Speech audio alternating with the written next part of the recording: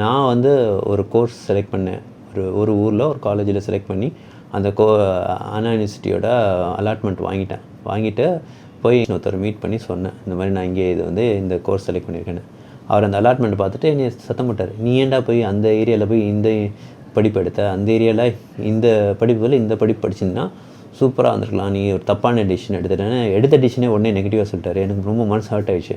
ஏடா பாசிட்டிவாக பேசாமல் நெகட்டிவாக பேசிட்டாரு, என்ன நம்ம எதுவும் தப்பான முடிவு எடுத்துட்டோம்னு. பட் வேறு ஆப்ஷன் கிடையாது, மாற்றலாம் முடியாது. பட் காலேஜ் போன பிறகு நிறைய சீனியர்ஸ் மீட் பண்ணேன். அவங்க என்ன சொன்னாங்கன்னா, நீங்கள் தப்பு தவறி வேறு சொன்ன அட்வைஸை கேட்டு நீ வேறு பிரான்ச் எடுத்தீங்கன்னா உங்கள் லைஃப் ரொம்ப கஷ்டமாக இருக்கும், நீ எடுத்தது நல்ல டிசிஷன் அப்படின்னாங்க. ஸோ இதுலேருந்து தெரிஞ்சுங்க, எல்லாருமே கரெக்டான அட்வைஸ் கொடுப்பாங்கன்னு அவசியம் இல்லை. So always do your own homework. நீங்கள் தான் உங்களோட படிப்புக்கோ உங்களோட எதிர்காலத்துக்கு பொறுப்பு.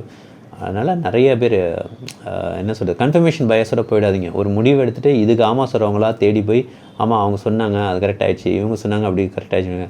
உங்கள் கருத்துக்கு எதிர்கருத்துகள் எல்லாத்தையும் எடுத்து படிங்க, அப்புறம் டிசிஷன் எடுங்க.